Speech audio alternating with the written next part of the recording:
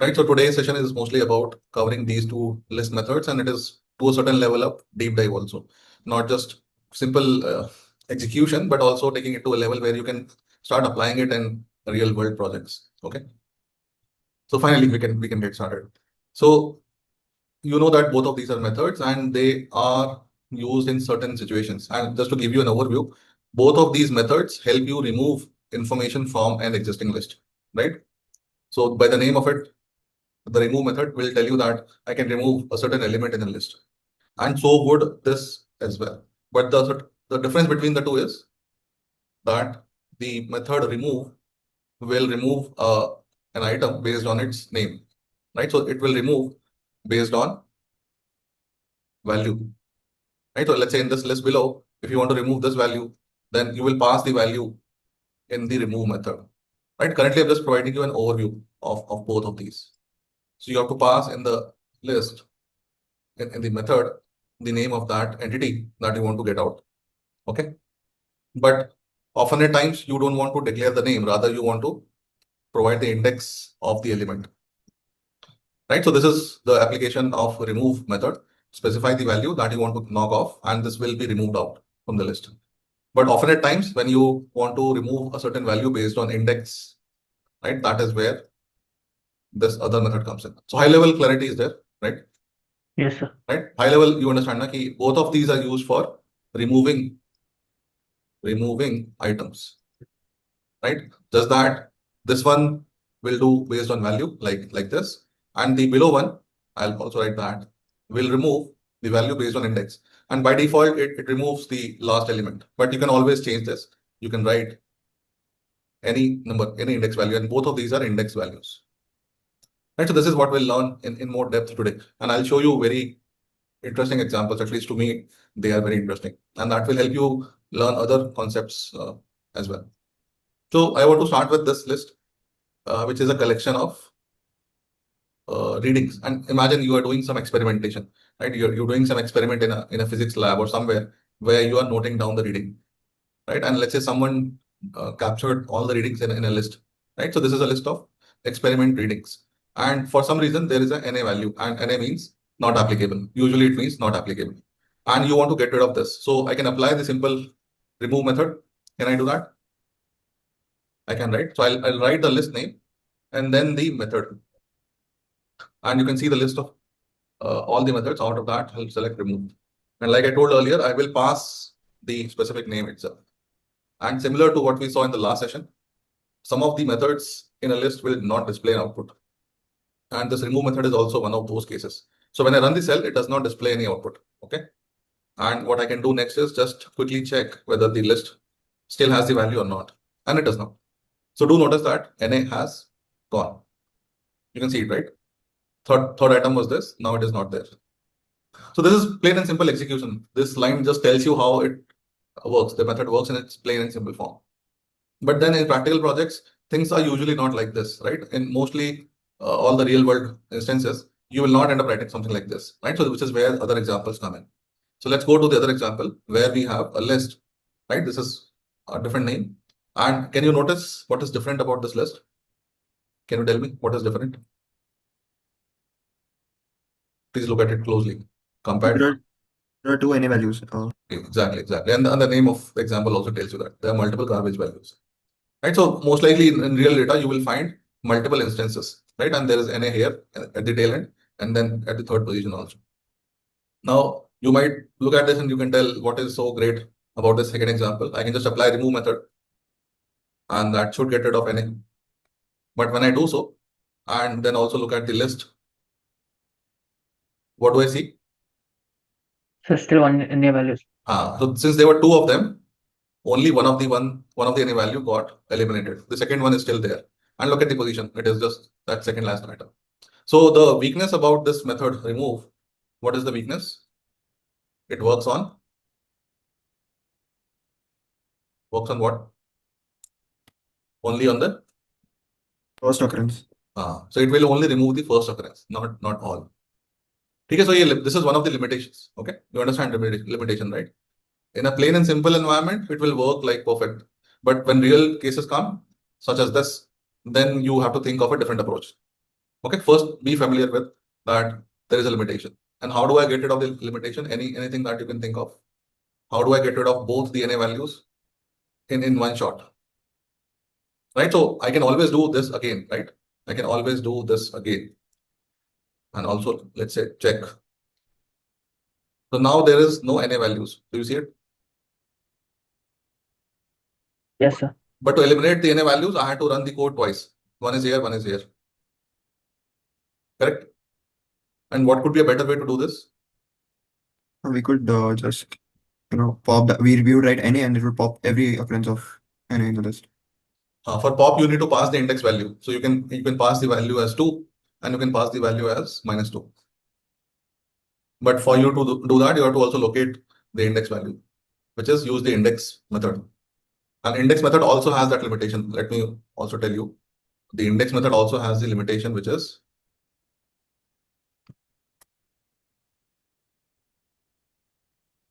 so if there are multiple instances of NA, it will only tell you the first occurrence. Okay. So pop method will not be the best approach, I would say. We can apply it in some workaround fashion, but it would not be the best approach.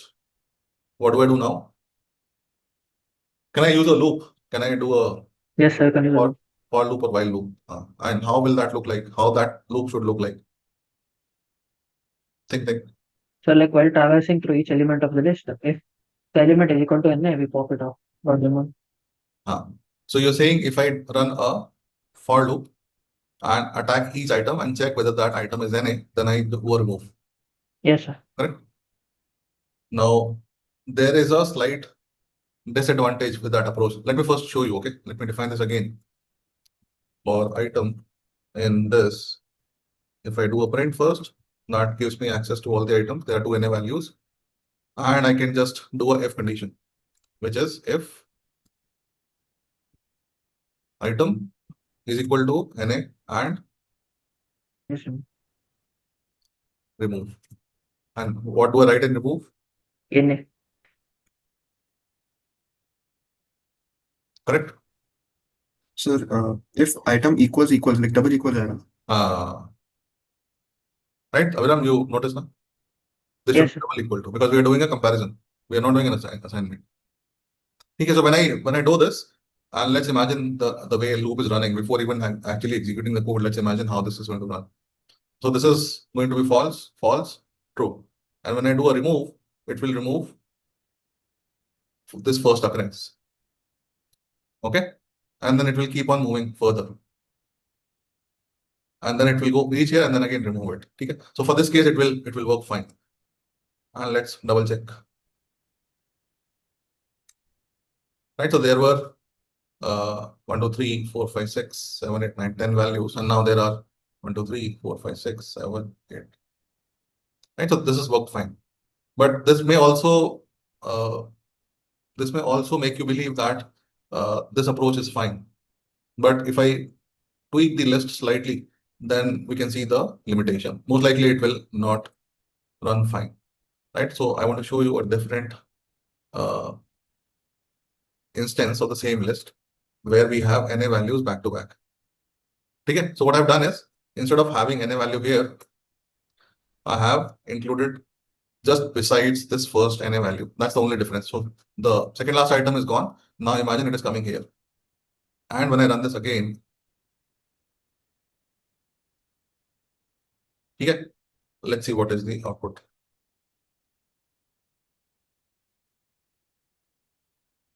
Do you notice what is different here? Visible, not visible? Yes, sir. Yes. So what did I do? What did I do different? I just ran the same approach, right, which was working fine on a different instance, on a different version of the readings to list, where we have the NA values consecutive in continuation, contiguous. And why do you think this is not working here? So its short and simple explanation is in Python, when you're trying to run a for loop on a list, at the same time, if you're trying to modify the list, then that is going to cause unexpected errors, or not errors, but it is going to give you unexpected results. So notice we are not only iterating on the list, but we are also modifying that in parallel. Do you understand? You are also doing a for loop, which is attack each item one at a time. At the same time, you are removing the items. Are you with me? Yes, sir. Yes, So sir. which means that the for loop is not going to run the way you would expect, because you are shortening the list, right? In a way, let's say you had certain number of items in the list, right? And you were running a for loop. So in the first instance, it will attack this item for loop, okay? And let's say you keep it. Second instance, the loop addresses this item, second item, and you end up removing this. So in the third iteration, it may not go here, it will rather go here, because it will go by the assumption that now I am planning to work on the third instance, which is one is this, second is this, and third is this. It will not even go here. So understand this first, and I'll show you the details also, how exactly this is going to work. But is this clear? Is this idea clear? Why this is going to give issues? Yes, Sir, sir. will it give different results if we give remove item instead of NA? It will be the same. It will do the same only. I can show you also. But idea is key. You have, let's say, list which has 10 items, and initially when you wrote this line, you wanted to run the for loop 10 times. But in between, you said, okay, remove 3 items. So I removed one here, and one here. So this for loop is not going to run 10 times, right? Agree? Because in between you have modified it. So that's the idea. If you're clear with the idea, I think you'll understand what will happen now. Yes. No worries. I'll explain. Which is where the second step comes in. Okay. And let me first edit and add the name item here. And again, I have to redefine this. So I'll include only here. Okay. Now let's run this again. So same results. Okay. Just see the sequence. I ran this cell, redefine the list, and instead of using remove NA, I'm using remove item. And the second NA value is still there. Yes, Now sir. I'm going to deep dive into why exactly this is not working. Okay. And what I can do is just give more colors to the for loop. We'll add print statements in between. And print function is something that is very useful to really understand what is happening. Okay. So I'll just add a few print statements such as print item, and also look at how does the list look like when a certain item has been removed. Okay, so same logic, added 2 print statements. One is when the for loop picks up a certain item, I want to look at the item. What is the item? And then after removal has happened, let's say when NA value was found, then how does the list look like? Is this clear? What is happening here? So I'm trying to look at the for loop results in different iterations, and how does the readings to list look like in between? Because editing is happening, right? Definitely it is being edited, and that is how you see less number of items. But at exactly what point when the for loop comes here, what happens so that this value is kept and it is still not removed? That is what I want to see, right? Correct. This is what I want to investigate now. Correct. Yes, sir. Right. So which is where I added print statements. And imagine every time that when the loop runs, and let's look at it for the first instance only. Na? So when the loop starts running, what is the first item that gets picked up? It is this. And this will display the number 45.2. Okay. And then the check will apply. This will return a false. This will return a false. Right. So in this output print, what will I see? The entire list. All 10 items. Will I or will I not? So second iteration. Again, we pick up this item and the same result will apply, right? Just that the value will be 47.8 and then all the 10 items. Again, 10 items, right? Right or no? Yes, sir. Right? Then third iteration. And again, is this. Now it will display NA. And it will, after removing, display 9 items, correct? Are you with me? 9 items आएंगे ना इसके बाद. Yes, sir. Now the for loop is supposed to go to the 4th item because it has taken care of 3 already. But the list has got edited. Right now there are 9 items, and the 4th item in this list is going to be 48.3. 48.3. So it will totally skip this. Okay, so just look at this output, and I will also run the code so you can actually see there is a difference. Any questions on this? I know, sir. Okay. So I'll run that code also. Right. So step by step, let's see. First 45.2, all the 10 items. Just validate all the 10 items are there or not. 47.8, again all the 10 items. Then we pick up NA. So for loop is going to this item and then it is removing that first instance. And you can see the length of the list is also shorter. But then in the fourth iteration, it picks up 48.3. Why does it pick that? Because this is the list that you're feeding now. Right? In this line, you're feeding the program this list. And it remembers that I need to go on to the fourth item. Three times I've already run, right? These are those 3 times. I need to go to the fourth item. And the fourth item in this final at that point is 48.3. Right? Anything specific you want to ask, you can ask. So what did we learn? What is the most important takeaway from this? Never run a edit operation. Never run a list edit operation, edit EDIT operation while you are come on. That in a loop, Never. like iterating. When you're iterating or running a loop on the list. So if you're iterating on a list by running a for loop or while loop, don't edit the list. Okay, so the approach that looked all right here and gave us the desired results can very well fail in a different scenario. And we just looked at the postmortem, as in we just did deep dive, right? We just did a deep dive here. Deep dive of the above unexpected results. And did you know about this earlier? Be very honest. No, sir. So which is where when you do something like this on a project, right? So as a beginner, you may be very happy. My code is working. I have come up with an approach, and you hand over your code to your senior, or let's say you make that code a part of the production.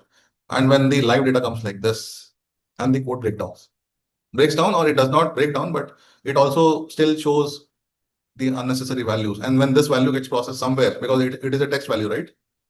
For example, if you want to compute the average on this, you want to look at the maximum value. Can you do that? Can you compute the average value? Tell me, come on. It's a rate of experiment results, right? So you want to look at the average reading also, correct? And this will break down. Right. So in real world, this is how codes break down. And you may take a pause and think, okay, what did I do wrong? My code is working fine here. It's a very good practical scenario based example. The code is working on one instance, which is a list like this. But since you did not test it on a different scenario, which is this, the code will break down. Okay, so how do I fix this? ये तो हमने सीख लिया कि this is going to give us issues, but how do we fix this? And let me just sorry, I just wanted to comment the entire thing. So how do I fix this? What should be a different approach is the question. Or do you think you can use the while loop? Can I use the while loop? Yes, sir. Yes, sir. While loop works. How? So let's take both the examples. Okay, let's take this example of readings to